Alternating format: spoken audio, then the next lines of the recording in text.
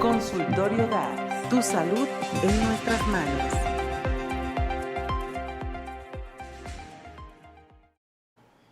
Consultorio DAX está abierto. Bienvenidos a este espacio informativo de la División Académica de Ciencias de la Salud, dedicado para todos ustedes, en donde hablaremos temas interesantes relacionados a la salud, con especialistas invitados que estarán enriqueciendo este programa y resolviendo todas sus dudas. Muchísimas gracias por estar aquí con nosotros y también nos pueden hacer sus dudas llegar a través de nuestro número en el estudio y también estaremos transmitiendo por el canal 35.1 en TV UJAT y por las redes sociales de Televisión UJAT en Facebook y YouTube. Soy la médico Neri Montiel y para acompañarme en la conducción quiero darle la bienvenida a mi colega, el psicólogo Isaí Maldonado, quien estará con nosotros a lo largo de esta transmisión. ¿Qué tal, Isaí? ¿Cómo estás? Bienvenido. Muy bien, doctora Neri, y hola a todos los que nos ven. Sean bienvenidos. Estamos muy contentos de estar con ustedes en una nueva emisión y de que nos den la oportunidad de ser su programa de preferencia. Gracias por sintonizarnos. Recuerden que nos pueden ver por televisión o desde sus dispositivos móviles.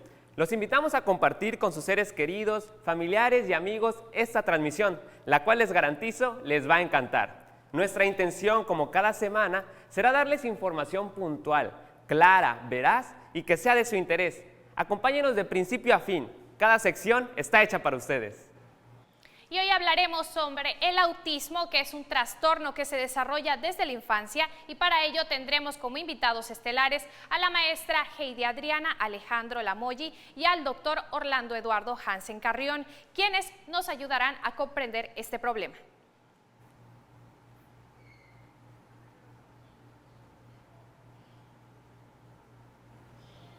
Pero antes queremos presentarles una sección que nos llena de alegría. Esto es Legado UJAT. Aquí presumiremos los trabajos o proyectos académicos, culturales, de emprendimiento o de cualquier ámbito que surgen de los alumnos, maestros o egresados de nuestras diversas licenciaturas de la DAX, las cuales son médico cirujano, enfermería, cirujano dentista, psicología, nutrición y trabajo social. Hoy les presentaremos Chocosic, un alimento funcional que es una bebida a base de cacao fortificada con propiedades medicinales, creado en el año 2019 a partir de un proyecto para la materia de emprendimiento por las entonces alumnas de la carrera de nutrición Perla Montiel Sol, Lady Laura Gómez Reyes y Selene del Carmen García Pérez, actualmente orgullosas egresadas de la División Académica de Ciencias de la Salud y asesoradas también en su momento por la maestra Leticia del Carmen Vázquez. El concepto de Chocosic surgió de la fusión de la palabra chocos, que hace referencia al chocolate, además que se utiliza como gentilicio de los tabasqueños, y la palabra ic, que en lengua zapoteca significa negro, haciendo referencia al color del cacao tostado y molido. El nombre de este producto evoca sus raíces tabasqueñas y que su base es un alimento milenario de nuestra cultura. Para su elaboración, el cacao se transforma en chocolate en polvo y se le añaden extractos de plantas seleccionadas del territorio tabasqueño, de México y de todo el mundo, que le brinda propiedades medicinales. Gracias a que su proceso es de manera artesanal, Chocosic está libre de conservadores, químicos, colorantes artificiales y azúcares añadidos. Entre los beneficios que proporciona se destaca que mejora la circulación, el estado de ánimo, protege tu corazón, es antioxidante, antiinflamatorio, además de que te aporta energía, vitaminas y minerales. Estos beneficios es lo que hace diferente a este producto de otros similares, ya que el capital humano por el que fue creado está estructurado por especialistas en nutrición, quienes analizaron y determinaron la cantidad que se debe extraer de las plantas medicinales por las que está constituido, para convertirse en una bebida innovadora y única. Por si no fuera poco, Chocosic ha participado en diversos eventos como en la 17ª edición Expo Industrial Canacintra Tabasco, donde logró ganar el tercer lugar a nivel estatal en el encuentro Nutriólogo Emprendedor UJAT DAX. Obtuvo el segundo lugar a nivel institucional y también fue presentado en el Emprendedor Canacintra Coatzacoalcos en el encuentro de negocios #B2 Tabasco 2019 de la Secretaría del Desarrollo Económico y la Competitividad del Estado de Tabasco en colaboración con la Secretaría de Economía, así como en diversos eventos emprendedores de escuelas públicas donde fue un producto destacado. No cabe duda que Chocosic es un legado UJAT. Es momento de hablar de curiosidad médica, un tema muy relevante del cual hablaremos el día de hoy. Neri, ¿sabías que aunque no es muy sencillo, alguien diagnosticado con autismo puede sobresalir? Así es, Isaí, este trastorno se caracteriza por deficiencias severas en la comunicación y la interacción social, así como también por la presencia de intereses y conductas restrictivas, estereotipadas y repetitivas no funcionales. Estas características se expresan en cierto tipo de conductas problemáticas y en dificultades para comunicarse, las cuales han sido estigmatizadas. Sabiendo que sufrir de autismo significa que la comunicación puede tener ciertas dificultades, pone de relieve la posibilidad de que no pueda comunicar lo que siente, ya sea rechazo, vergüenza, culpa, etc. Esto no supone que el estigma que sienten no exista en los afectados de este padecimiento. Al contrario, es un hecho que lamentablemente se encuentra en la vida cotidiana. El término estigma proviene del griego, cuyo significado en aquella época hacía referencia a los signos corporales que mostraban algo malo y poco habitual en el estatus o nivel social de la persona que lo presentaba. Esos signos se referían realmente a cortes y diversas marcas como quemaduras o heridas, las cuales provocaban rechazo y discriminación en la sociedad. Cuando una persona muestra ante los demás un atributo, esta puede ser percibida diferente por los demás, incluso siendo vista con menos valor, llegando a ser menospreciado, sin encajar en los estándares establecidos. Y de este modo, un atributo percibido de esta manera se denomina estigma. Fomentar esta percepción podría generar un empeoramiento de la condición del afecto y de su familia porque se propicia la exclusión. Este es un proceso en el que se hace una diferencia marcada entre ellos y nosotros. Viene de la mano con el estigma y juntos propician una dinámica que afecta de diferentes maneras a lo largo del tiempo de los afectados y a sus familias, que lacera realmente la calidad de vida. Esto es importante ya que la Organización Mundial de la Salud menciona que la mejora continua de la calidad de vida constituye una condición esencial para el desarrollo pleno y satisfactorio de todas las personas en cualquier etapa de su ciclo vital. Aspirar a estos niveles de bienestar está lejos de garantizarse para una parte significativa de la población, entre la que se encuentran las personas con trastorno del espectro autista. Así, hombres y mujeres que forman parte de este sector encuentran importantes barreras que dificultan e interfieren en su inclusión y participación social, e impiden que puedan ejercer plenamente sus derechos fundamentales como la educación, el empleo, una vida independiente, salud, inclusión social, acceso a la justicia, libertad de desplazamiento, entre muchos otros.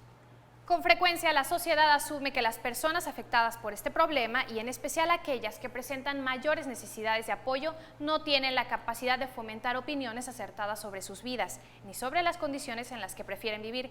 Estas personas presuponen que son cuidadores los que realmente conocen cuáles son sus intereses y por lo tanto son los que tienen la autoridad para decidir sobre ellos. Esta forma de interpretar la capacidad de opinión y expresión de quienes padecen este autismo es enormemente simplista. Así es, y las repercusiones en el funcionamiento de un diagnosticado con este trastorno se verán moduladas por la posibilidad de disfrutar de las oportunidades, de tener los factores facilitadores necesarios y por la reducción de las barreras del entorno en el que se desenvuelve. Esto provocará que se optimicen sus habilidades y que los objetivos personales que desee los pueda alcanzar. Si bien el espectro autista puede dificultar en cierta medida el desarrollo de aquellas personas que se encuentran en esta situación, no son sinónimo de una incapacidad generalizada en todos los ámbitos de la vida cotidiana. Ejemplo de ello son las siguientes personas. Anthony Hopkins es un actor, productor y director británico. Su papel más conocido es el de Hannibal Lecter en la película El silencio de los inocentes. En el año 2017 explicó al diario The Desert Sun que había sido diagnosticado con síndrome de Asperger, un tipo de trastorno autista. La cantante británica Susan Boyle se hizo famosa en 2009 cuando apareció en el programa televisivo Britain's Got Talent. En 2013 hizo público que tenía síndrome de Asperger. Explicó que debido a sus diferencias de pequeña había sufrido acoso por parte de sus compañeros de clase.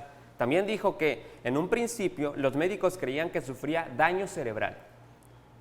Greta Thunberg es una adolescente sueca que ha revolucionado el mundo en el último año. Su activismo en defensa al medio ambiente le ha llevado a hablar en grandes costumbres y cumbres internacionales y con importantes líderes políticos. Greta y su familia han hablado sobre esto en varias ocasiones, en cómo ha sido llevar y para ella el convivir con el mismo síndrome y cómo le ha permitido focalizar su atención en su activismo. Otro caso es el del artista británico Stephen Wishart. Es mundialmente conocido por su capacidad de reproducir un paisaje después de haberlo visto solo una vez. Él fue diagnosticado a los 3 años con un TEA. De pequeño no hablaba y no empezó a hacerlo de forma fluida hasta que cumplió los 9 años. Sin embargo, siempre mostró un gran interés por el dibujo y su forma de comunicarse era a través de las ilustraciones. Por su parte, en México, Jimena Sariñana recientemente reconoció que padece Asperger. La cantante y actriz mencionó que su nivel es funcional y que recibe el apoyo de su familia. No obstante, estuvo más bien internada en un hospital debido a que sufrió una crisis de depresión. Ser una persona con un diagnóstico de trastorno del espectro autista no es sinónimo de un desarrollo personal obstaculizado. Existen muchas variables que hay que tomar en cuenta y que influyen para que el pronóstico de las personas sea favorable. Esta fue la curiosidad médica del día. En breve estaremos con los invitados estelares de esta emisión, pero antes vamos a conocer un poco acerca del tema de hoy.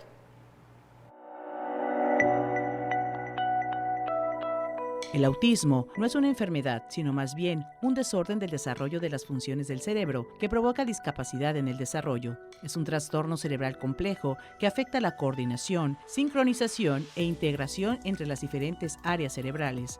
Conlleva la aparición de diversas anomalías durante el crecimiento del individuo, como alteración de las interacciones sociales, irregularidades de la comunicación verbal y no verbal, actividad imaginativa empobrecida y un repertorio de actividades e intereses característicamente restringidos y repetitivos. Leo Kanner, un psiquiatra de la Universidad de Johns Hopkins en 1943, fue el primero en describir el autismo como un síndrome al observar un pequeño grupo de niños que demostraban una extrema indiferencia hacia los demás. A partir de esta descripción, fue reconocido como una entidad diferente de la esquizofrenia. Los síntomas del autismo suelen aparecer durante los primeros 3 años de la niñez y continúan a través de toda la vida. Aunque no hay cura, el cuidado apropiado puede promover un desarrollo relativamente normal y reducir los comportamientos no deseables. Esta alteración es bastante común. Un estudio revela que 44% de los médicos de atención primaria reportan que al menos 10 niños a su cargo son diagnosticados con este trastorno. Es por ello que existe una elevada prevalencia y heterogeneidad, donde 1 de cada 160 niños a nivel mundial lo padece. En México, la relación es de 1 de cada 115. Con base en esta estadística, se calcula que al menos 400,000 niñas y niños en México tienen autismo. Los efectos del mismo pueden llegar a ser devastadores para el menor, la familia y los sistemas sanitarios y educativos. Los casos de autismo han aumentado en los últimos años, lo cual puede ser producto de imprecisiones en el diagnóstico o una carente detección y tratamiento temprano, situación que obstaculiza el aprovechamiento de las posibilidades de intervención que brinda la neuroplasticidad en los primeros años del desarrollo. Los padres o cuidadores no son expertos en todas las áreas que afectan al autismo, por ello, se requiere la orientación especializada de los profesionales involucrados. No obstante, es primordial durante el proceso de intervención considerar los objetivos, necesidades y opiniones de las personas que conviven con estos niños para facilitar las interacciones entre los miembros de la familia. Por ello, es importante que un equipo multidisciplinario participe en su diagnosis temprana e intervención, y de esa forma, favorecer el apoyo psicológico a los padres y la integración del niño a su medio. Bien, ha llegado el momento de hacer una pausa y al regresar estarán en el estudio nuestros invitados. Quédense con nosotros.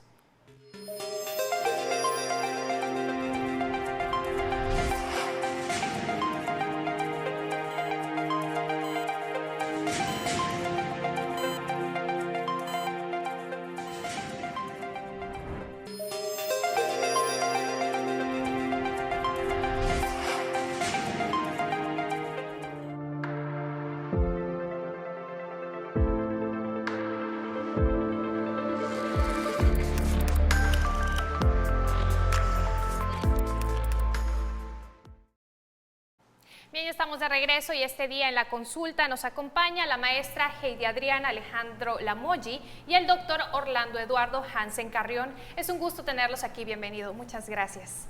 Estábamos hablando, precisamente como vimos en la cápsula informativa, de planteamiento de acuerdo a los últimos estudios, el trastorno del espectro autista es un problema de crecimiento a nivel mundial y bueno, en este caso que no ha ignorado México, ¿no? ¿Realmente observan en Tabasco este mismo incremento y cuál es la situación de nuestro estado ante esta problemática? Doctor. Buenos días. Sí, desafortunadamente Tabasco no ha sido la excepción en el crecimiento de la tasa del autismo. Veía yo las cifras que presentaban en la cápsula, son correctas. De hecho, surgen del llamado Estudio León, que se hace en 2016, se llama así porque se hizo en el estado de Guanajuato, en la ciudad de León, y lo que hizo fue tratar de conjuntar las cifras de todos los estados en el país. La cifra más exacta es de 1 de cada 116 niños en México. Esa es la cifra exacta que arroja este estudio en el año 2016, comparada con Estados Unidos, que es más alarmante, que es de 1 de cada 56 niños. Es una tasa mucho mayor. Y Tabasco, en la consulta hemos estado observando que efectivamente hay un aumento importante en los trastornos en el neurodesarrollo en general. El autismo es uno de ellos, es el que más alarma nos causa porque pues dependiendo del grado del mismo, se puede volver bastante discapacitante, sobre todo en las cuestiones de las interacciones sociales, la propia comunicación, haciendo que la vida del niño y su integración a la sociedad, a su entorno, con otros niños, con sus padres, se vuelva compleja. Pero sí, el crecimiento es alarmante. Bueno, Isaí, teníamos una duda, pero antes, ¿tiene que ver esto con algún factor que lo detone? Bueno, el autismo hasta hace poco, hasta la fecha, no se tiene claro qué lo causa. Hay varias teorías que son las que hasta el momento manejamos los que trabajamos con esto, tanto en área psicológica, médica, etcétera, que algunas nos hablan precisamente de trastornos a nivel de las neuronas. Hay una teoría llamada de las macroneuronas que nos dice que es basado precisamente en un deterioro neuronal por un crecimiento de la misma neurona que hace que de ciertos grupos de neuronas en ciertas áreas del cerebro que hacen que no haya una comunicación adecuada, causando precisamente el que las áreas del cerebro que se dedican, por ejemplo, al lenguaje, a la percepción, a la propia abstracción, no estén comunicadas, y es por ello que el niño no tenga precisamente en ocasiones las respuestas naturales de todo niño neurotípico. O sea, el niño neurotípico responde de una manera ciertos típica, estímulos. claro, y las respuestas, y el niño con un trastorno de neurodesarrollo, en particular autista, considerado neuroatípico, no responde de la misma manera. Entonces, la causa, esa es una de las teorías. ¿Por qué? Bueno, hay teorías que nos hablan de contaminación ambiental, donde la contaminación de ciertos metales pesados y su acción a nivel genético puede estar causando esto. Hoy sabemos también que hay factores para la presencia del autismo, como son los padres añosos. Cualquier niño que nazca de padres añosos, esto es, el varón y la mujer, por arriba de la edad de 36 años, tienen hasta 6 veces más de posibilidades de que su hijo nazca con un trastorno en el neurodesarrollo. No solo autismo, ojo, sino dentro de todo el ámbito de los trastornos en el neurodesarrollo, padres añosos tienen mayor posibilidad, se ha encontrado en los estudios estadísticos. Entonces ese es otro factor. Muy Psicóloga, bien. mire, también tenemos una duda. ¿A partir de qué edad los padres que están en casa y que posiblemente tengan un hijo recién nacido o en los primeros años de vida, a partir de qué edad los padres podrían identificar que sus hijos puedan tener un trastorno del espectro autista? Sí, mire, escuchaba en la cápsula que decía que a partir de los 3 años, creo que esta condición se puede percibir desde mucho tiempo atrás, en un año, 8 meses, pero creo que sí, a lo mejor ha sido muy prudente este diagnóstico, porque no olvidemos que es un trastorno del neurodesarrollo. Todavía un bebé a esa edad, 1 año, 8 meses, pues está en este proceso de neurodesarrollo, ¿no? Entonces, sí hay que tener mucha prudencia para poder dar este diagnóstico en ese sentido a esta edad tan temprana. Sin embargo, sí es importante ver estos foquitos rojos, que yo le llamo red flyer. Por ejemplo, podría ser como que lo que conocemos o decimos como una aparente sordera, cuando le hablamos a nuestro niño por su nombre o estamos con algún estímulo auditivo como el cascabel y no responde, hace rato nos comentaba el doctor, como un niño con neurotípico, ¿no? Que pudiera ser la respuesta. Esos foquitos rojos empezamos ahí, por ejemplo, esta falta de contacto visual, es muy común con nuestros bebés poder cantar, el móvil y todo esto, esta carencia del contacto visual que a veces se le dificulta establecer. Otra es, durante a lo mejor el retraso en el lenguaje, de las palabras, algunas conductas que eso sí se presenta mucho a muy pequeña edad, como las neurotipias o movimientos estereotipados que se conoce, cuando vemos que constantemente un niño a lo mejor tiene este aleteo de manos o nos está caminando de puntita en algún momento, incluso esta hipersensibilidad, que es una de las más clásicas que también se puede dar, que es a los sonidos, que de pronto tapamos nuestros oídos por algún sonido, la licuadora, o precisamente cuando vemos también que tienen algunas conductas, intereses restringidos, como solamente le apego a un objeto, todas estas pequeñas, y hablaríamos de muchas otras más. Muy bien, también nos pasaron una de estas preguntas. ¿Cuáles serían las señales que deberían de tomar en cuenta los padres a partir de la edad? ¿Cuál podría ser la edad donde se diagnostica para detectarlo? Como comentó la maestra Heidi, puede variar. La literatura nos marca que incluso a partir de los 18 meses de edad puedes empezar a hacer un diagnóstico de autismo. Hemos encontrado que sí hay niños que desde los 18 meses de edad, precisamente por el neurodesarrollo que comentaba la maestra Heidi, vamos a empezar a ver que los llamados hitos del neurodesarrollo, es decir, esos puntos a los cuales tenemos que encontrar y que nosotros a nivel médico, a nivel psicológico, vamos viendo que los cumpla en un porcentaje de edad de más menos, un mes o más menos, tantas semanas, no están apareciendo. Sin embargo, tenemos que ser cuidadosos. ¿Por qué? Porque efectivamente el que no aparezcan en cierto momento no significa, ya el niño es autista. Incluso el gran problema del autismo es que no se debe diagnosticar en una consulta, una sola consulta, ya sea psicológica, médica, no. O sea, hoy el autismo ha evolucionado en su diagnóstico y esto significa que contamos con muchos más elementos para diagnosticarlo. Entonces, la edad puede empezar desde los 18 meses. Se considera que ya un diagnóstico completo de autismo va a estar aproximadamente entre los 5 o 6 años. ¿A qué me refiero con esto? ¿Habrá evolucionado el niño en todo este tiempo? Obviamente se le habrá estudiado, se le habrán realizado distintas baterías de pruebas, en particular pruebas psicológicas, neuropsicológicas, algunos estudios que hoy sabemos, por ejemplo, estudios genéticos que empiezan a conocerse apenas, y por apenas te hablo hace un año, 2 años, marcadores genéticos para el autismo, cuando antes esto no sabíamos. Al autismo no hay estudios de gabinete, en este caso de imagen, que nos diga tomografías, resonancias. Realmente en el autismo puro y franco no hay un estudio de gabinete que nos ayude tanto. A veces algunos estudios como los electroencefalogramas nos arrojan ciertos estados, por ejemplo, irritativos en la corteza cerebral, que se consideran comorbilidades del autismo, que las acompañan, pero no necesariamente. Entonces, varía. La literatura nos dice que desde los 18 meses podemos empezar a determinar que un niño puede estar teniendo ciertas condiciones. 2, 3 años, estamos viendo si los hitos del neurodesarrollo no se han presentado. Normalmente estos niños van primero con su pediatra, el pediatra les dice si esto va bien o no, y normalmente empieza el proceso de la multidisciplinaridad en la atención de este niño, donde especialidades como neurología pediátrica, paidopsiquiatría, psicología, pedagogía, neuropsicología y otros se vuelven un equipo para poder abordar a este pequeño.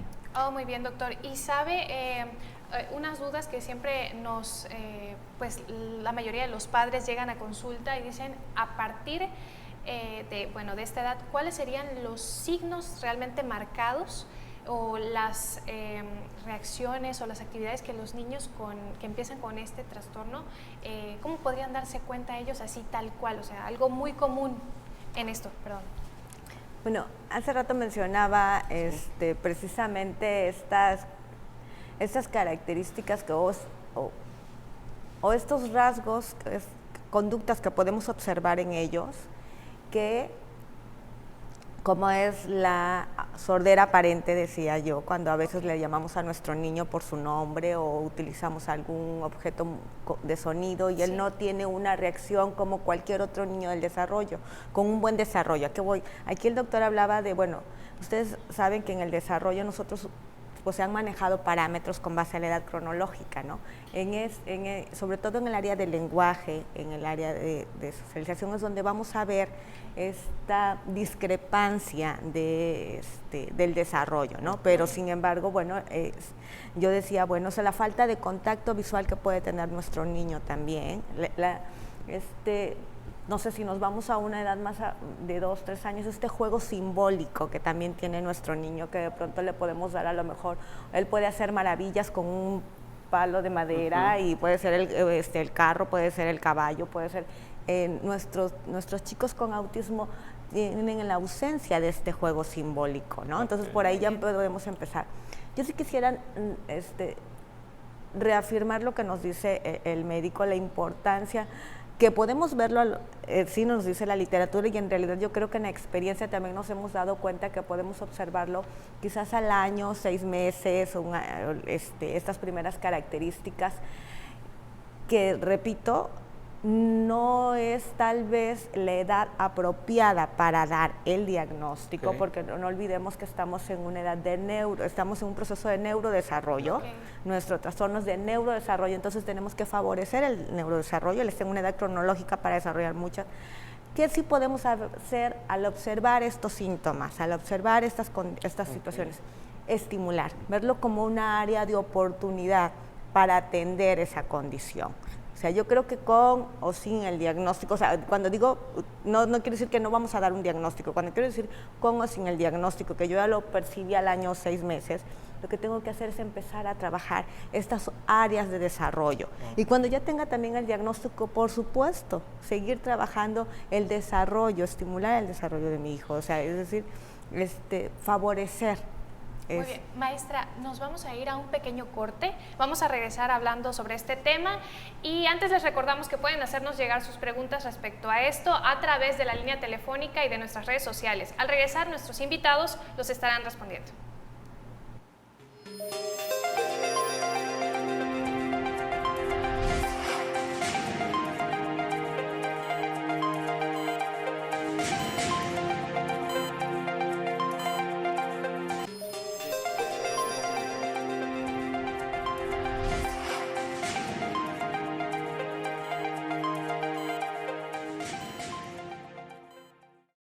Ya estamos de vuelta con la maestra Heidi Adriana Alejandro Lamoyi y el doctor Orlando Eduardo Hansen Carrión. Muchas gracias por seguir con nosotros y antes de irnos a los promocionales, precisamente estábamos hablando de la estimulación temprana, ¿verdad?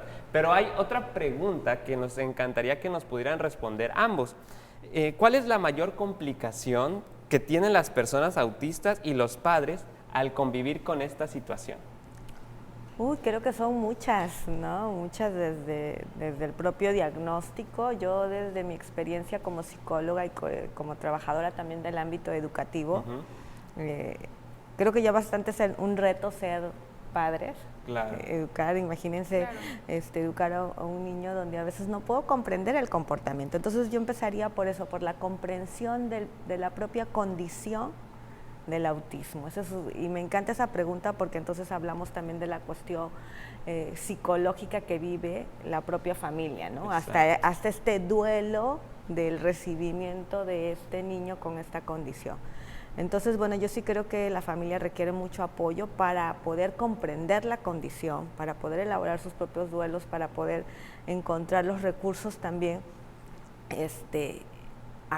académicos. También hay mucho que leer, tenemos mucho que conocer de esto y bueno, educativamente se van a encontrar a muchas cuestiones porque las formas de enseñar a lo mejor a mi hijo a acomodar su ropa con un niño típico pues es nada más la instrucción verbal. Acá tengo que establecer otras formas de educación, desde el modelamiento, a lo mejor desde la estructuración de una clase que lo haríamos de metodologías en específico, desde hasta saber hablar a mi niño a lo mejor también las alteraciones auditivas que le está generando.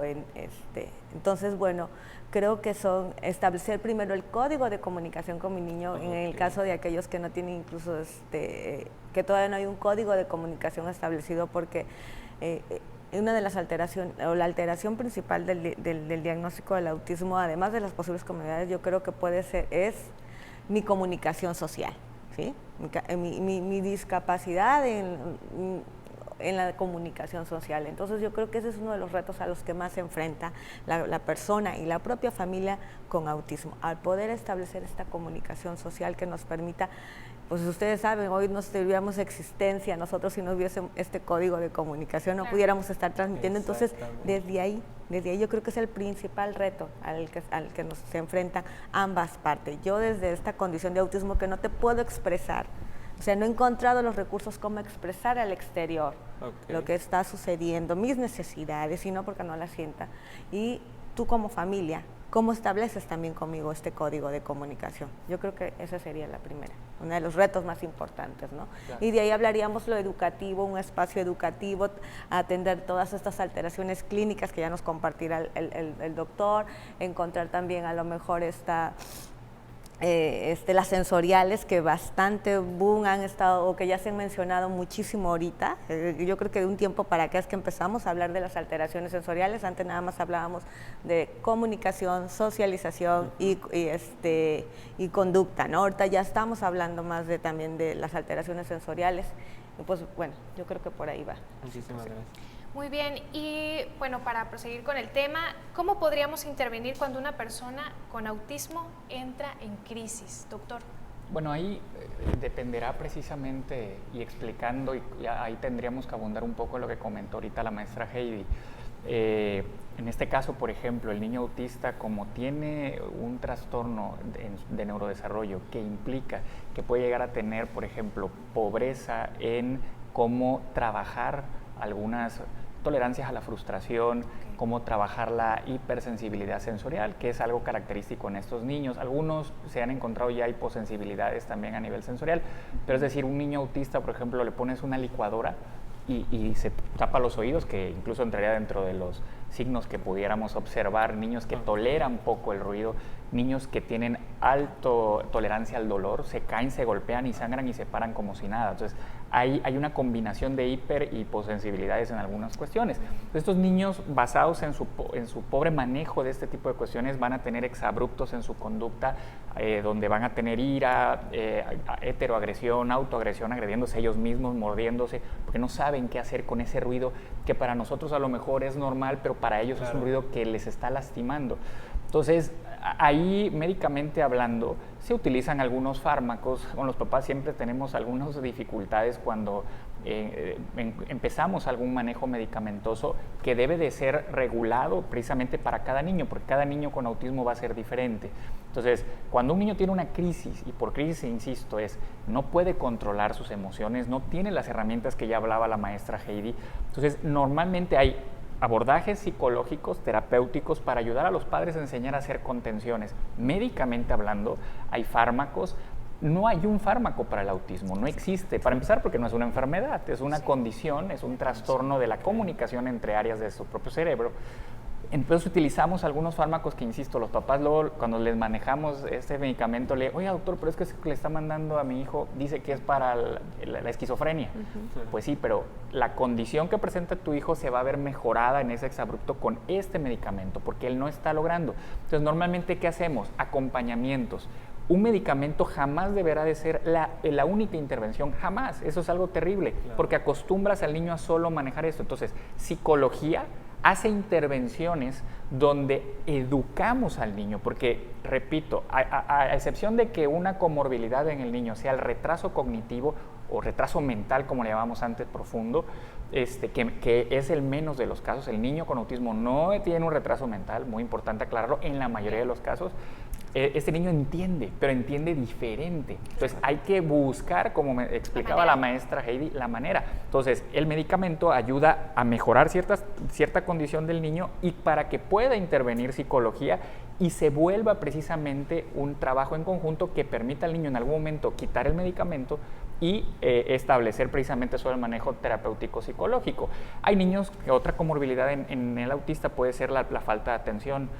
Ojo, no confundir con el trastorno por déficit de atención y hiperactividad, que es otro trastorno del neurodesarrollo clasificado en el DSM-5, sino que vaya acompañado de esa comorbilidad, problema de atención. Entonces ahí también se tendrá que hacer a lo mejor algún abordaje medicamentoso que ayude al acompañamiento, porque insisto, cada abordaje será diferente, los tiempos en los que se mantengan también serán diferentes para cada niño y tendremos que nosotros hacer evaluaciones continuas. Estos niños están en la consulta con nosotros por lo regular años. Yo tengo niños que llevo 10 años trabajando con ellos. Wow. O sea, vienen a la consulta, evaluamos cómo va, este medicamento, se quita este, se pone este, mientras está en el acompañamiento con psicología, con pedagogía, etcétera. Oh, incluso yo creo en el área psicológica, maestra, muchas gracias, doctor. Yo creo que incluso esto que nos dice el doctor es valiosísimo. A mí me encanta por eso, porque se llama espectro autista, como que cada niño se pinta con su propio color, ¿sí? O sea, ninguno es igual, o sea, por eso cada atención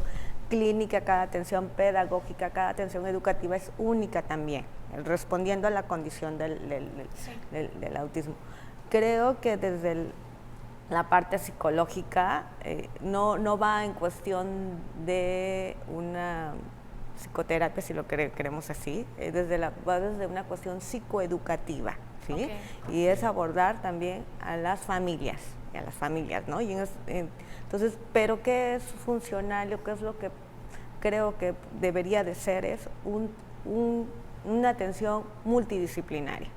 O sea, es valiosísimo, una atención multidisciplinaria para poder favorecer todas estas áreas del chico con autismo. Y en este caso, ¿qué podríamos hacer ante una crisis de un niño?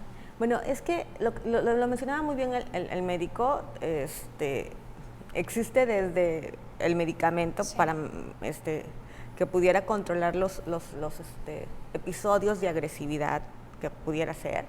Existe desde la propia psicoeducación o estrategias como la anticipación. Si yo ya me doy cuenta que esta situación al chico le genera un estrés, yo voy a desarrollar una estrategia educativa, psicoeducativa que le permita anticipar esa situación, ¿sale? Bueno, esa podría ser una. Otra podría ser a lo mejor aquellas técnicas de contención que yo desearía que fuera la última que llegáramos. Sí, porque no se trata de estar conteniendo físicamente a una persona con autismo, sino enseñarla a responder a todos esos estímulos que él no tiene a lo mejor todavía la capacidad de procesar, porque están desde los estímulos que vivimos en nuestro ambiente, o sea, todos los estímulos que vivimos en nuestro ambiente, ¿no? El sonido, ¿no?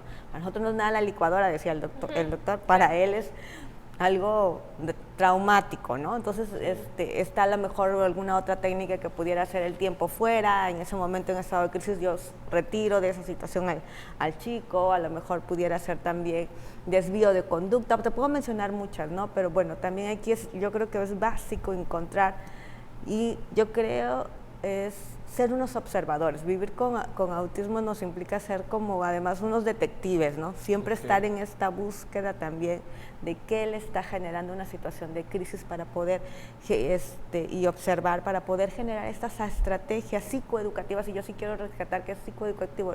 No me gusta, o sea, creo que lo último sería la técnica de contención, sino a enseñarlo a responder y a vivir en este mundo. Eso es lo que tenemos que desarrollar. Okay. Muy bien, ya nos queda poco tiempo, Isaí. ¿Teníamos una pregunta más? Para finalizar esta entrevista, que por cierto ha sido muy, muy interesante, queremos saber en qué debería ser conciencia la población para entender a los actores de esta problemática, a los actores principales, que sería el niño o niña y la familia. Híjole, es un tema que hasta bastante de retos todavía. Hemos avanzado. Hoy en México y en Tabasco existe una ley. Tenemos que empezar a generar políticas públicas. Hoy tenemos ya instituciones educativas que nos atendiendo esta condición, instituciones de salud que también están dando respuestas clínicas, educativas a todo esto. Sin embargo, bueno, tenemos que seguir trabajando con muchas cuestiones, sobre todo favoreciendo la inclusión, y que la inclusión no va restringida al campo educativo. Cuando hablo de inclusión, va de inclusión en nuestra sociedad. Entonces, yo creo que uno de los retos es precisamente seguir aprendiendo sobre esta condición, verla. Hace rato hablábamos de estadísticas. Entonces, reconocer esa estadística para poder generar acciones de atención. Muchísimas gracias, maestra. Doctor, muchísimas gracias. Es muy poco el tiempo que tenemos para hablar sobre este tema, la verdad es muy interesante y hace falta en la sociedad un poquito más de empatía y pues les hacemos esa invitación en esta situación, ¿no?, con los niños con este trastorno. Muchísimas gracias por estar aquí presentes y por resolver nuestras dudas. Agradecemos el tiempo que nos han brindado también y bueno, nos despedimos de ustedes. Y sin antes mencionar que sin duda el conocimiento que estos expertos nos han compartido sobre este tema pues ha sido de un aporte de mucha ayuda para la sociedad. Un gusto que nos hayan compartido tanto sobre este tema. Esto fue La Consulta. Vamos a una pausa y regresamos con más. No se vayan.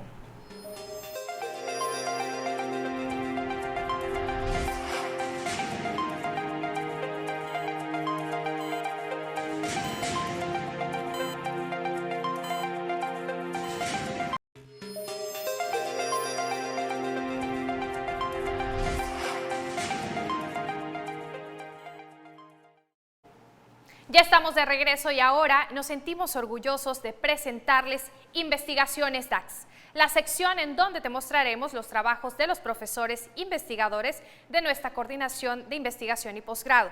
En esta ocasión les traemos el proyecto Cuidados bucodentales que tienen los padres con el estado de salud dental de los niños con trastorno del espectro autista TEA en el Centro de Recursos para la Atención Integral del Espectro del Autismo CRIAT, de la doctora en odontología infantil Daniela Medina Oropesa, asesorada por los profesores investigadores de la misma especialidad Marco Antonio Rueda Ventura, Janet Ramírez Mendoza y Karina Esther Hernández Abreu. Esta investigación se originó a raíz de que los pacientes infantes con TEA presentan un mayor riesgo de patología oral debido a su capacidad disminuida para participar en su higiene diaria.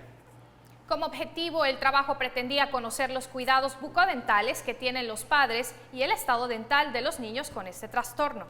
Para ello se realizó un estudio en el CRIAT en 22 niños de edades entre 3 y 14 años y 22 padres de familia, los cuales fueron evaluados por medio de los cuestionarios divididos en 3 rubros: higiene dental, alimentación y atención odontológica. El estado bucal de los niños se valoró haciendo un levantamiento de los índices CPOD, CEOD y O'Leary. Es decir, se hizo un conteo de la cantidad de dientes con caries, perdidos, restaurados y con riesgo de padecer caries. Como resultado, se conocieron los cuidados bucodentales que tienen los padres con los niños, los cuales se consideraron buenos, así como la valoración del estado dental de los niños, que de acuerdo a los índices mencionados, fueron bajos y moderados. Sin embargo, se encontró que la edad en la que se inició la higiene dental fue mala. 18% la inició antes de los 6 meses, considerándose esto como bueno. El rango regular, que oscila entre los 6 y 12 meses, correspondido realmente al 22.5%, y la mayoría, que fue el 31.5%, empezó entre los 12 a los 24 meses, siendo un parámetro malo, mientras que el 27%, que fue muy malo, fue a partir de los 2 años de edad. Por otro lado, el 49.5% de los padres manifestó que a los niños se les lavaba los dientes después de cada comida, el 40.5% en la mañana y en la noche, el 4.5% en las noches y el restante, el 4.5%, son en las mañanas. También se observó que más de la mitad habían acudido alguna vez a consulta dental, aunque las dificultades que manifestaron los tutores que han presentado para llevar a sus hijos son datos a considerar para poder prestar un servicio enfocado a esta población, detectando que para el 54% de los padres considera que el cepillado es una actividad complicada para ellos. Finalmente, se halló que el 40.5% de los menores presentaban atrición, que es el desgaste fisiológico de los tejidos duros de la corona dentaria, generado probablemente por apretar o rechinar los dientes excesivamente. El impacto de este proyecto permitió brindar información educativa a los padres sobre los cuidados bucodentales que deben tener con los niños que padecen TEA. Además, que se dejan nuevas perspectivas de investigación que estén orientadas en la importancia de continuar informando a los padres sobre los cuidados necesarios para mantener una salud bucal estable en los niños. Esto fue Investigaciones DAX. Muy relacionado a lo que hemos estado hablando en este programa, ¿conoce a alguna persona autista? ¿Sabe la forma en la que se debe relacionar con ella? Vayamos a aprender cómo. Esto es Educación Saludable.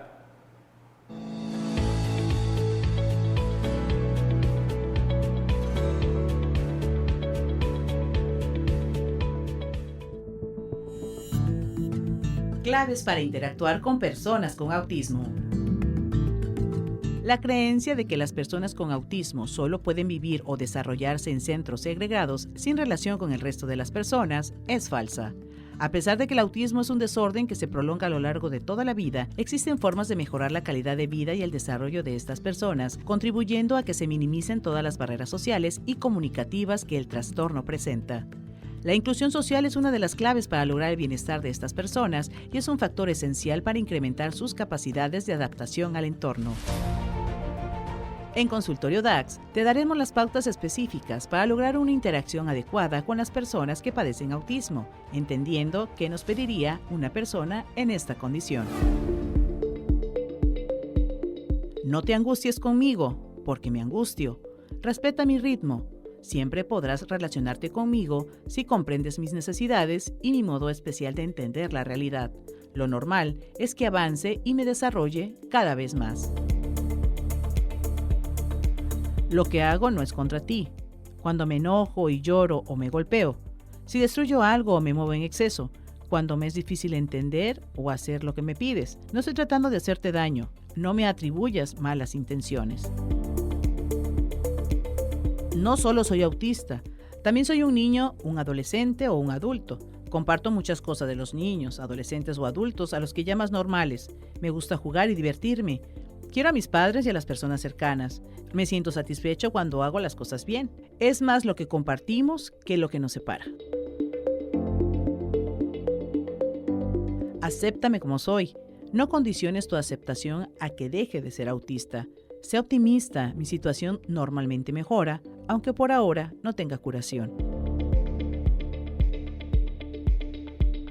Ayúdame a comprender, a organizar mi mundo y a facilitarme que anticipe lo que va a suceder. Necesito orden, estructura y no caos. No me hables demasiado ni demasiado deprisa. Las palabras son aire que no pesa para ti, pero puede ser una carga muy pesada para mí. Muchas veces no son la mejor manera de relacionarte conmigo. Como otros niños, como otros adultos, necesito compartir el placer y me gusta hacer las cosas bien, aunque no siempre lo consiga. Hazme saber, de algún modo, cuando he hecho las cosas bien y ayúdame a hacerlas sin fallos. Cuando tengo demasiados fallos, me sucede lo que a ti, me irrito y termino por negarme a hacer las cosas. No me invadas excesivamente. A veces, las personas son demasiado imprevisibles, demasiado ruidosas, demasiado estimulantes. Respeta las distancias que necesito, pero sin dejarme solo. No me pidas constantemente cosas por encima de lo que soy capaz de hacer, pero pídeme lo que pueda hacer. Dame ayuda para ser autónomo, para comprender mejor, pero no me des ayuda de más. Ayúdame con naturalidad, sin convertirlo en una obsesión. Para poder ayudarme, tienes que tener tus momentos en que reposas o te dedicas a tus propias actividades. Acércate a mí, no te vayas, pero no te sientas como sometido a un peso insoportable. En mi vida he tenido momentos malos, pero puedo estar cada vez mejor. Si consideras todo lo que te he dicho, podremos tener una interacción y comunicación adecuada. Te darás cuenta de que sí existe la manera de relacionarte conmigo.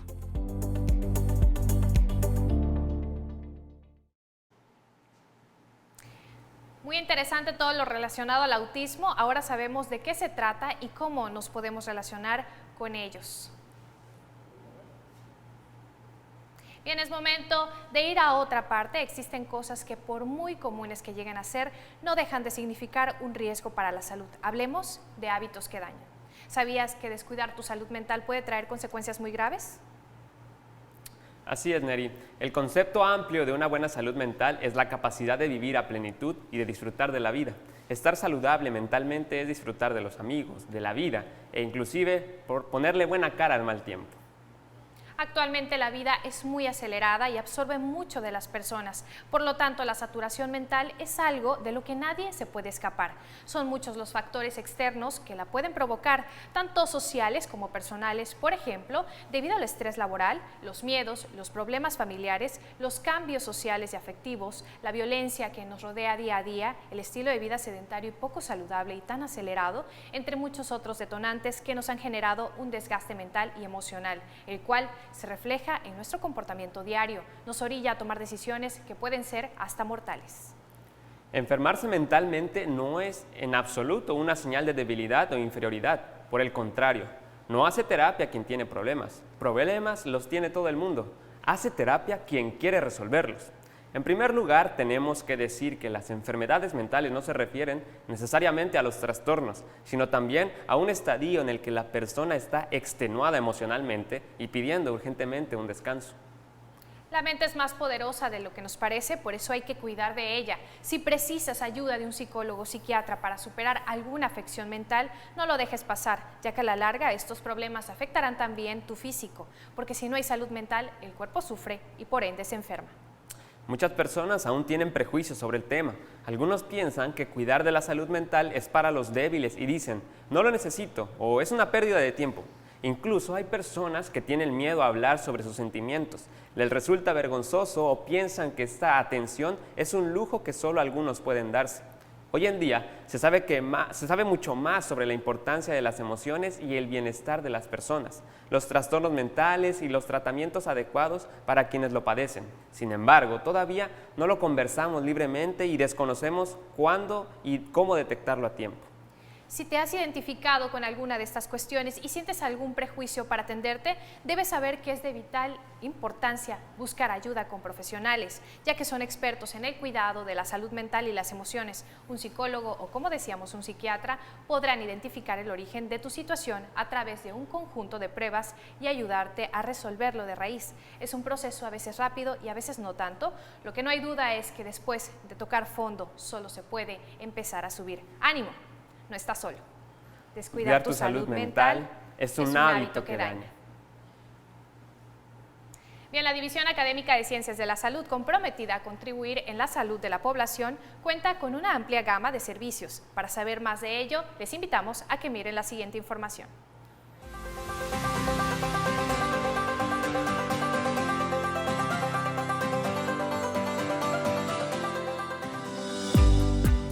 La División Académica de Ciencias de la Salud ofrece los siguientes servicios para la comunidad universitaria y público en general. El Laboratorio de Análisis Clínicos ofrece todo tipo de estudios, desde los más básicos hasta los más especializados como biometría hemática, química sanguínea, perfil de lípidos, examen general de orina y hasta el de la detección de COVID-19. También cuenta con servicios de radiografías digital e impresa, check-ups de anemia, entre muchos otros. El Centro de Psicología Aplicada brinda servicios de alta calidad, tales como consulta psicológica a niños, adolescentes y adultos, evaluación psicológica, evaluación a pacientes en crisis, elaboración de pruebas psicológicas, estudio vocacional, talleres, capacitación, atención a niños y adolescentes con trastornos de aprendizaje, entre otros. Las clínicas odontológicas cuentan con una amplia gama de opciones con el propósito de brindar soluciones adecuadas y específicas para pacientes menores y adultos, ofreciendo consulta, limpieza dental, amalgama normal, aplicación de flúor, cirugía menor y de tercer molar, prótesis, endodoncias, exodoncias, resinas, radiografía infantil, entre otros servicios. Finalmente hemos llegado al término del programa. En nombre de todo el equipo de producción y de quienes hacen posible esta transmisión, les queremos dar las gracias por acompañarnos esta hora.